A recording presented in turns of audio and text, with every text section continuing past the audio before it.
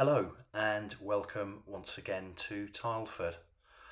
In this somewhat overdue video, I really just want to give you a bit of an overview of the things I've been working on the layout over the course of the last few months, and also just give you an insight into some of the things that I hope to do in the months ahead. There's also been a few new additions to the layout, and I'll also just pop a quick running session on the end as well. As always, I hope you enjoyed the video, and please all feel free to leave your comments as well. One of the main things that I've been working on has been simplifying the track work, and that's included removing a number of points and crossovers that were originally on the main line. What that now means is that on the side of the layout where the aggregate works are going to be, the lines are much more straightforward and much more simple, and obviously that means that the trains run much better, which is good. The points that I have taken out and replaced, and a couple of them have been swapped out, what I've also done is taken the opportunity to modify them. They are originally, I think, in Tileford, and I've converted them now just really to make sure that the operationally they work that bit better. So what we've now got is lines which are just simpler track work, and that hopefully will follow through to fewer derailments and short outs on points and that kind of thing, which I was struggling with a little bit. I've repeated the exercise in terms of converting the points on the line leading into and out of the aggregate works, and yeah, once again that seems to be so far working really well.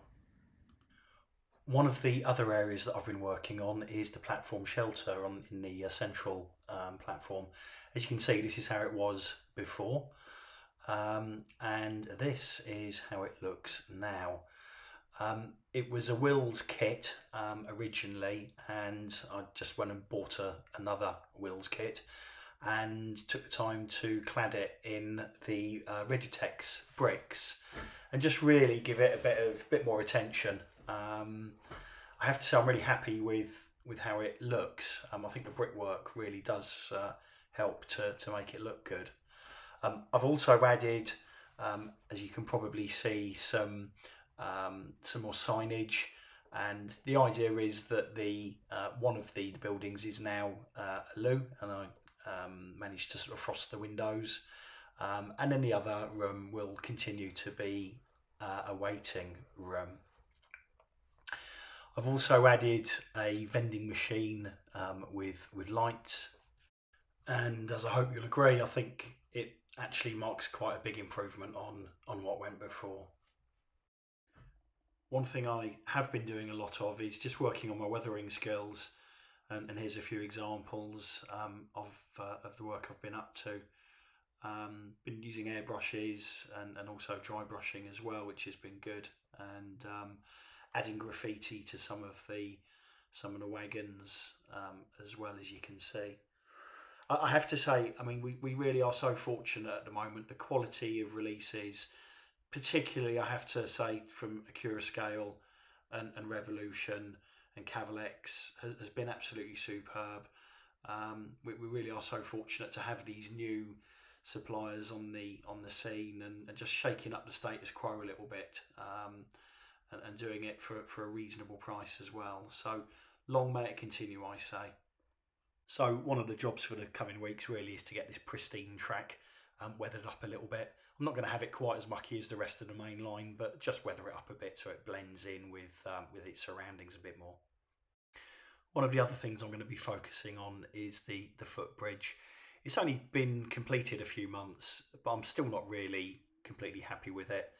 I had a comment from one guy in particular who made the point that the central tower was too big, and it just overall is a bit imposing.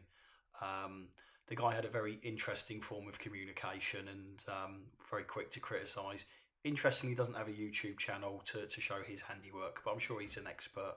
But anyway, whilst I didn't like the delivery of his message, he made a couple of decent points. So I'm going to be working on just reducing the size of the footbridge a bit, probably reworking it in a couple of different ways. So that'll be an area of focus for me again over the coming months. One of the other projects is really just to finish off the distribution centre. It's got fence kind of part of the way around that needs completing. Also just a bit more work to make it a bit more realistic.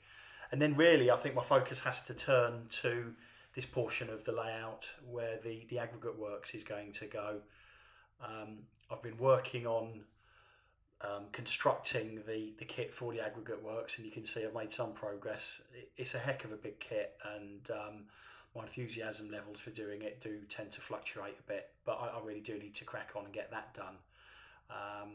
And then really, yeah, preparing the ground. I want to keep this area sort of fairly reasonably kind of scruffy looking, and just that, you know, industrial feel that you often get round you know, any kind of heavy industrial setting. I've added a few new models to the collection, and I really just want to highlight a couple here. The first of which is this fantastic Hornby Class 67 in the Queen Elizabeth II Platinum Jubilee livery. I saw that Andy from Badger's Cross had posted pictures of one that he'd done for himself on RM Web, and Andy very kindly offered to take up the challenge of commissioning one for me as well. As you can see, Andy's done just an amazing job on this, so big thanks, Andy.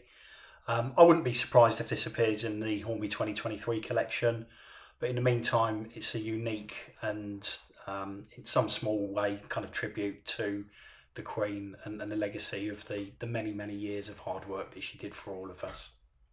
The second of the additions that I want to highlight is this Class 47 from Bachmann. It's one of the new toolings, and there's loads of videos all over YouTube giving in-depth reviews of it. This is a limited edition from Rails in this tremendous Rail Operation Group livery. When I saw it, I just couldn't resist. It's one of the deluxe offerings, so it's got DCC sound, it's got the tinted windscreen and the operating fans. It's just little touches, the way that the lights dim when the engine starts up, that really set it apart. I've given it a bit of a weathering, and I think my weathering game has improved quite a bit.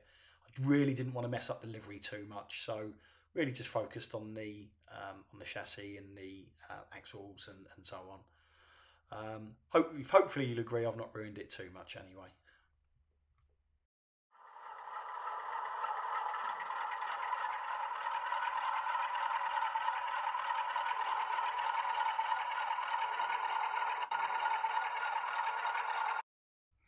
So that's it from me for this update. I hope that you've enjoyed what you've seen.